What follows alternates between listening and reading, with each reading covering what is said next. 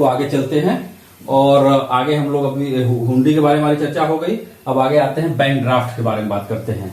अगला हमारा साख पत्र है बैंक ड्राफ्ट। बैंक ड्राफ्ट से सभी लोग परिचित होंगे। बैंक द्वारा एक धन भेजने का सर्टिफिकेट होता है।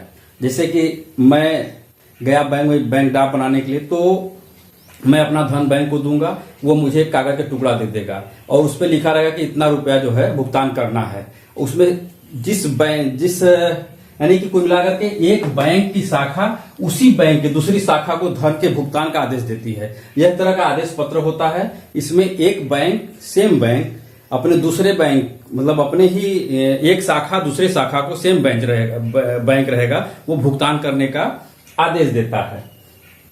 उसे हम ये इसको रेखांकित भी कर सकते हैं। चेक की तरह इसको रेखांकित किया जा सकता है और चेक की तरह इसकी आयु होती है 3 माह।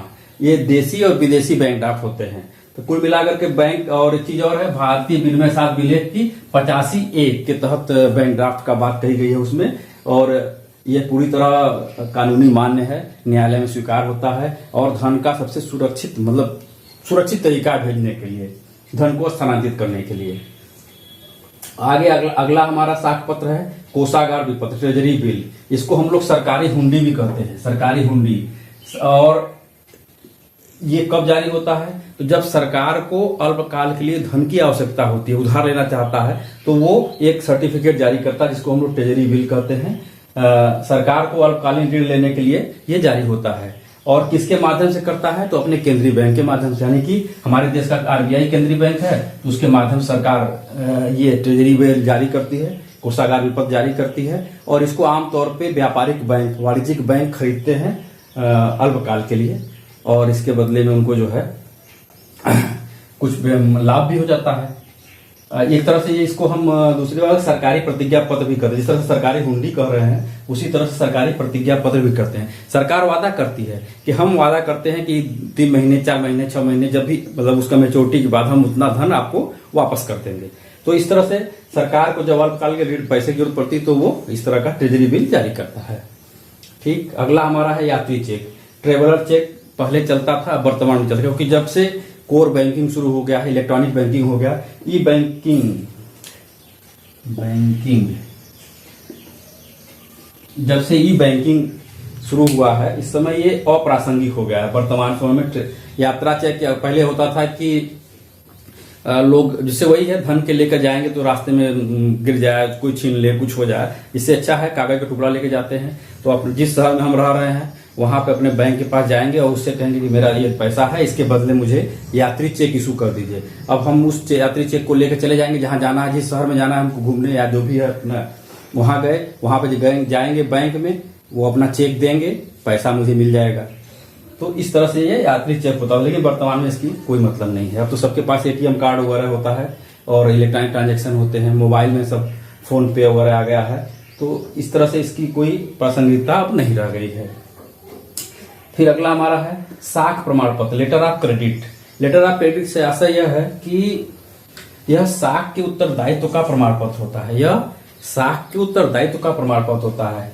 यह एक व्यक्ति जो बैंक से ऋण लेना चाहता है या किसी वित्तीय संस्था से उधार लेना चाहता है, तो उस व्यक्ति के लिए के पक्ष में उसके साख को बताने के लिए कोई थर्ड पर्सन बैंक को या उस वित्तीय संस्था को जाकर के प्रमाण पत्र देता है कि हाँ मैं इनको आप उधार दे सकते हैं, मैं इनको प्रमाणित करता हूं कि अच्छे मतलब ये आपका भुगतान कर देंगे, आपका उधार चुका देंगे। उसी कहते हैं साख प्रमाण पत्र, लेटर ऑफ क्रेडिट। किसी ऋणी के लिए किसी बैंक के समक्ष प्रमाण के रूप में, साख के रूप में प्रस्तुत करना, वो साख प्रमाण पत्र कहा जाता है। यह 2 प्रकार का होता है, एक साधारण प्रमाण पत्र और दूसरा गस्ती प्रमाण पत्र।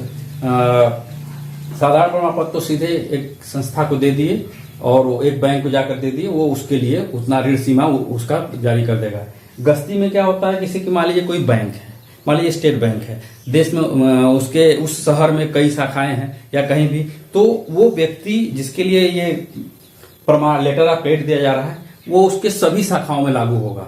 वो कहीं से भी जाकर के उधार ले सकता है, यानी कि वो एक ही पत्र कई जगह यूज किया जा सकता है। तो इसको हम लोग गस्ती साख प्रमाण पत्र कहते हैं। फिर अगला हमारा है ऋण स्वीकृति पत्र। इसमें एकदम कहता है एक व्यक्ति जो उधार लिया हुआ, कहता कि मैं आपका ऋणी हूं। मान लीजिए राम ने श्याम से उधार लिया, तो कहेगा कि राम ने श्याम से उधार लिया, तो लिखा कि मैं श्याम का ऋणी हूं। अब जितना रुपया 10,000 रुपया लिया, 10,000 रुपया मैं ऋणी हूं, तो ये है मैं तुम्हारा ऋणी हूं, ये लिखता है। यह अविनिमय साध्य है, यह किसी को भी ये इसका पहचान नहीं कर सकते हैं। क्यों? क्योंकि ये तो प्रमाणित कर रहा है कि मैंने आपका उधार लिया है, मैं लिख के दे रहा हूं कि हाँ मैं आपका ऋणी हूं। तो ये है IOU कहते हैं इसको, IOU, मैं तुम्हारा ऋणी हूं।